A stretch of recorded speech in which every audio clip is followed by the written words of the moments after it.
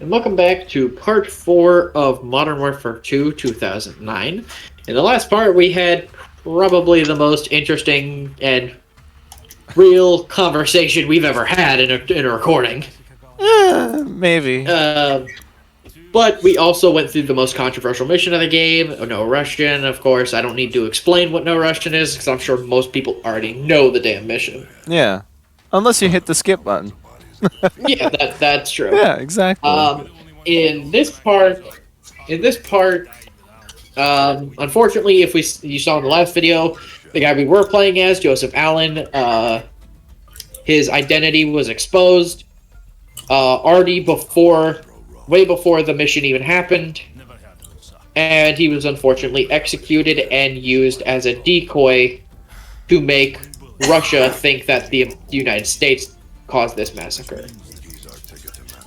And we now, as Task Force 141, are going into Rio de Janeiro, Brazil, to hunt down the person who supplied them with the ammo to commit this crime.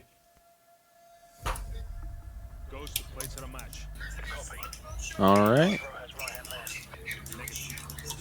And this was the mission I had so much trouble getting through the first time I tried recording this. Oh, yeah? Yeah, this was the one. Not even kidding, the first attempt to run through with this took me half an hour. Oh, look, they're mowing down citizens again. But you're not doing it. So. Technically not citizens. Technically it's militia and SOAP.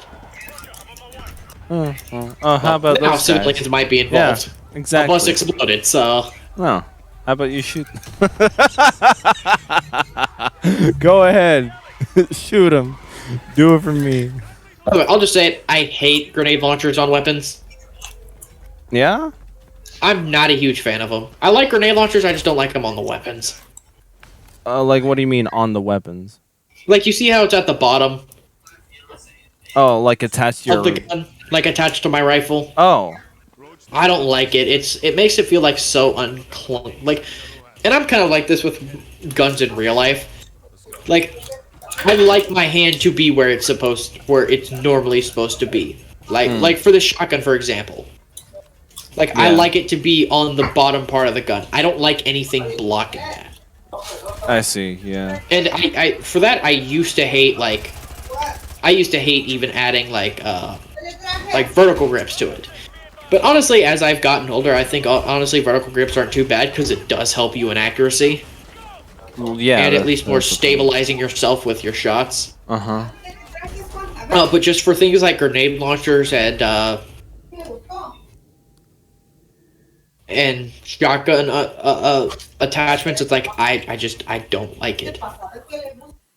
It has its use, but I'm just not a fan. Well, you said even in video games, right?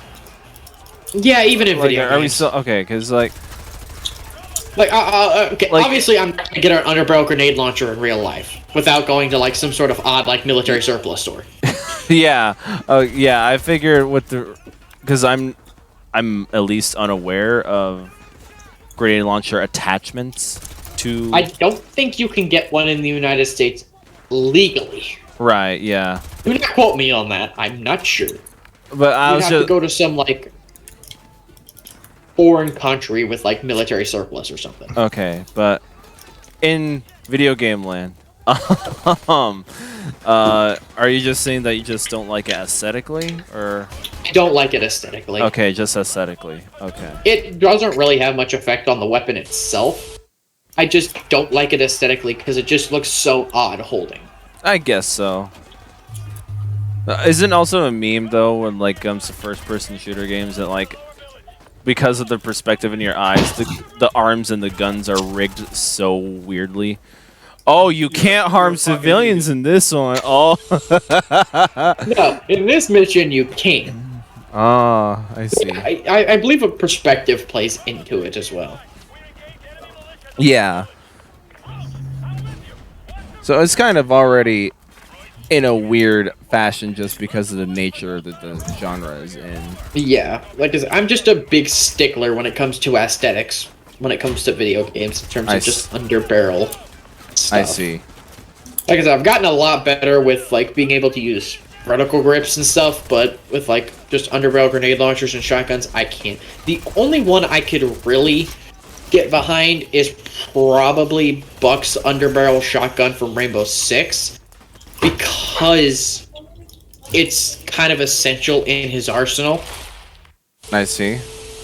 And it's like at that point, I can kind of throw past just my disdain of using it. Even then, I don't use Buck in that game very often, but I can at least. Well, like you said, it's part of his moveset, so it's kind of already there. It's like it's physically attached to the gun, so I can't take it off. Yeah, you can't do anything about that. It's not like this game where I can replace it with another weapon if I don't like it.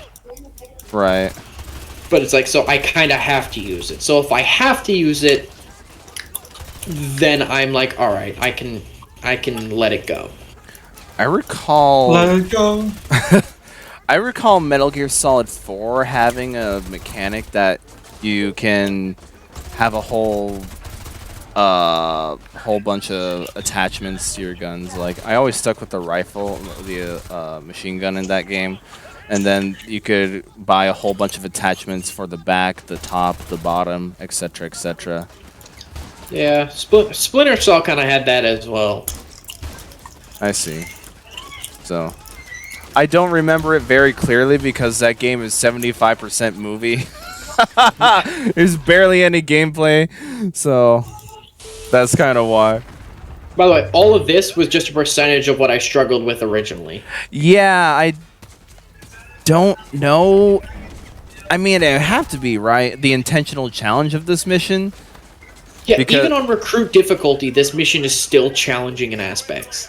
Yeah, I would hope at least that the civilians running around the map would be the intentional challenge of the thing. It is, but just not. It just also seems like it always seems like for just this mission. Dude, that was cold blood. He just shot that dog in cold blood. I mean, it was gonna kill me anyway, or try to at least.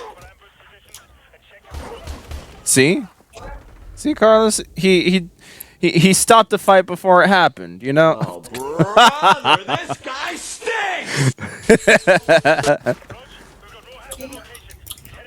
It's the dreaded recording curse. Once you start recording. Yeah, I think what makes it even a little bit more ironic, given the fact that I'm killing dogs here, is the fact that my job literally consists with me working with dogs all day. Oh no. So it's like the biggest state of irony right now with what I'm doing, having to kill these dogs. Oh boy, you better not play Trash of Us 2 then. Trust me, I haven't even played the first game. And you're not planning to play them at all. Yeah, really, I don't really think I have the time or interest for those games. There's only one. Shut up. I can't even say that with a straight face. This section right here was the main issue of my struggles. There's just so many places that they can pop out from.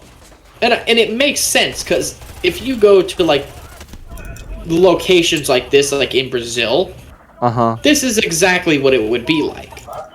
You know, you have a lot of different buildings everywhere, and a lot of places that they could use as hiding spots.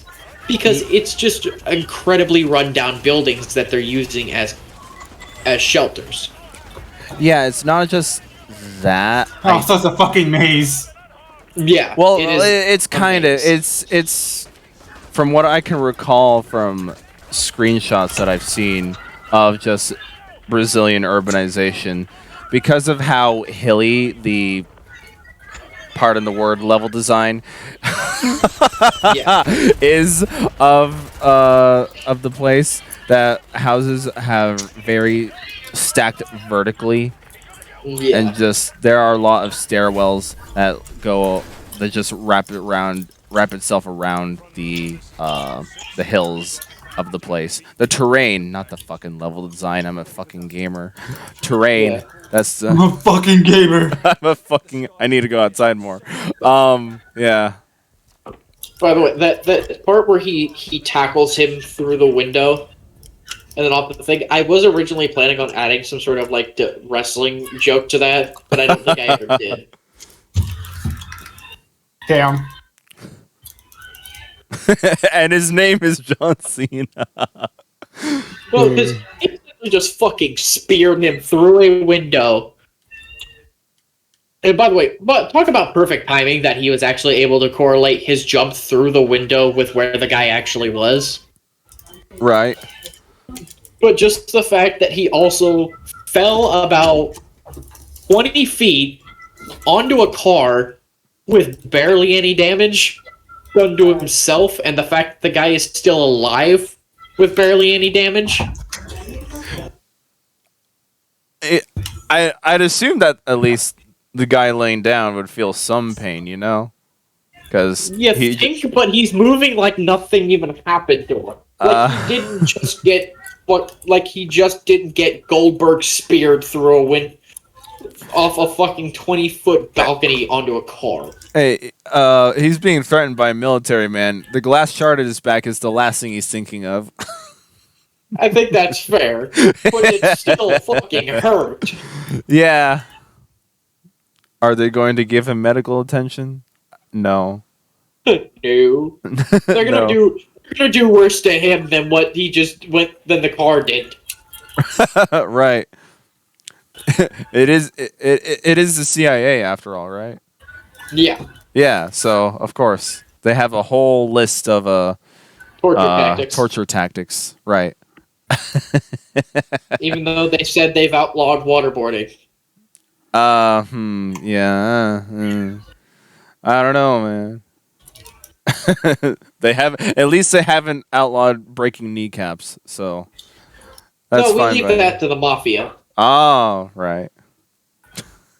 We leave that to the Tony Sopranos of the world. No, freaking the CIA headquarters is just that one sequence in GTA 5 where Trevor's just abusing the fuck out of that guy, that poor guy. Oh yeah, I know what mission you're talking about. Yeah.